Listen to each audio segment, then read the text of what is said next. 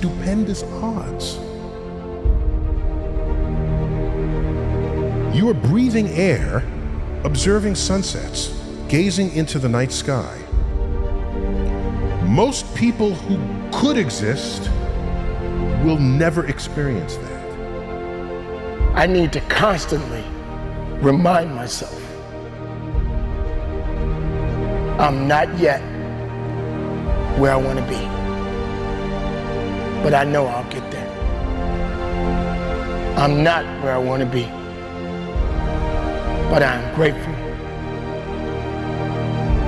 I am so grateful that I'm not where I used to be.